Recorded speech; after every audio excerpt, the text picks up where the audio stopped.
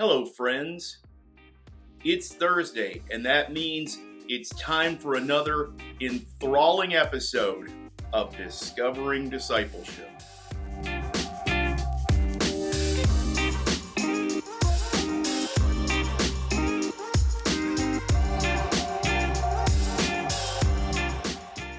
I'm Jeremy Marshall, Family Discipleship Minister at Brooks Avenue Church of Christ in Raleigh, North Carolina.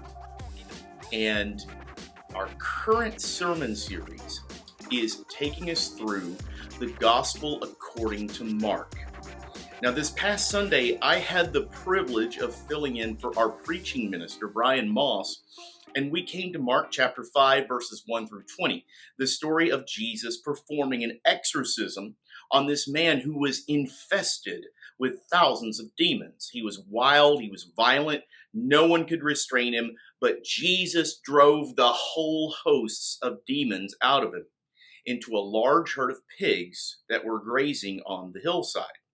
The pigs, all 2,000 of them, freaked out, ran down the hill into the sea, and drowned. So there's something I didn't have time to talk about on Sunday, and it's the reaction of the townspeople to all of this. Because there's a lesson for us in it. So remember, this dude had probably been terrorizing the area, obviously, because they tried to chain him down. And when he took off to go live in the tombs, nobody bothered trying to come and get him and take him home.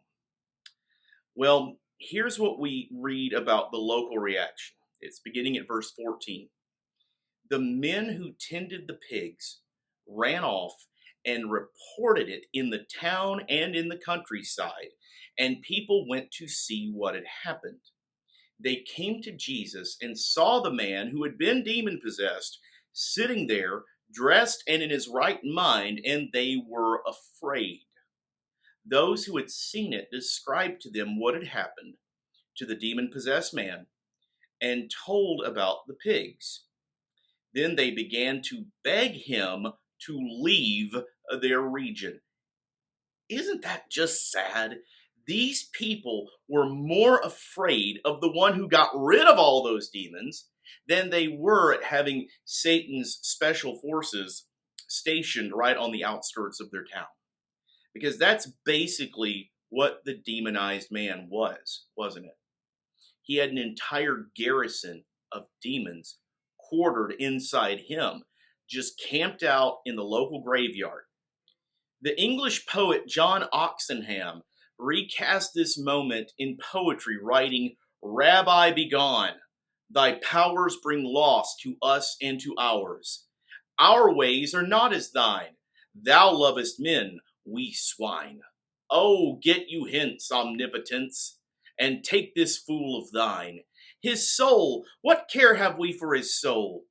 What good to us that thou hast made him whole, since we have lost our swine?" And Christ went sadly.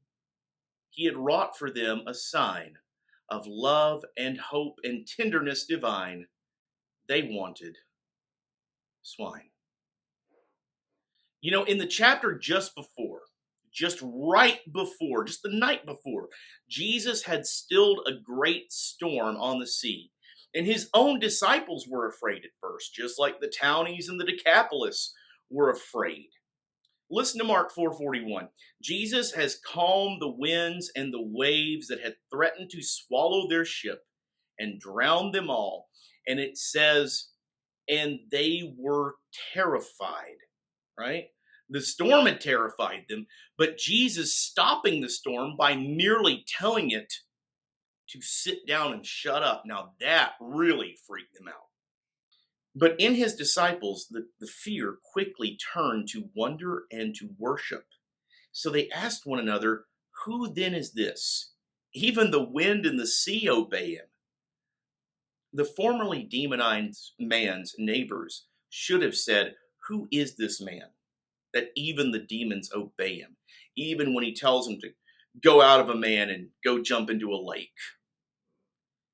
Because they should have understood what the disciples came to see the night before. Only God could do that.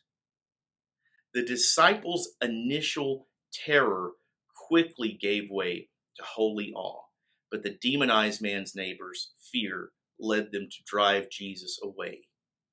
Isn't it crazy? They're more afraid that this fellow who'd been barking at the moon and cutting himself with rocks, now that he's clothed and in his right mind, they're more afraid of that than they were when he was terrorizing the village. And most of all, they're afraid of the one who has rescued him from his demons and restored him to health. What's up with that? Beloved, here's what's up with that. And here's where I want to get personal with you. Jesus had disrupted business as usual for them. He had delivered the man, but cost them their pigs. They cared more about their dirty old pigs than they did about their neighbor's soul. And by extension, they cared more about their pigs than they did their own souls, because they had chased away the only one who could save them too. Friends, listen to me. We say we want revival in the church. We want healing in our land. We want our church to grow and to thrive and to flourish. But what happens when Jesus actually shows up and starts doing things and they make us uncomfortable? Because we've never done that before. Or people might get upset and leave, or whatever it is. Think about this, beloved. What if the things we're actually clinging to dearly are like the pigs in that story? What if Jesus is calling to us to come and see him set some folks free? I mean, really free with the power of the gospel, but we're scared because we know he's apt to drown some of our pigs in the process. What if we love our sacred pigs more than we love our neighbor's souls? What if we choose our sacred pigs over the gospel? What if the whole idea of Christ alone being able to save us is giving some of us heartburn because we don't like him having that much power over us? What if those phrases, well, this is how we've always done it, or I don't think we're ready for that, or even worse, when we simply refuse to engage in good faith conversations about matters like theology, discipleship, church culture, what if those are all just different ways of begging Jesus to leave?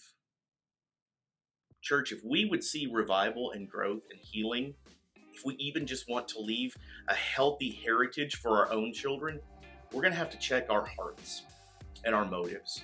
How tragic it would be if we, like the demonized man's neighbors, were actually more concerned with our pigs than seeing Jesus rescue people out of hell and making them fit for heaven.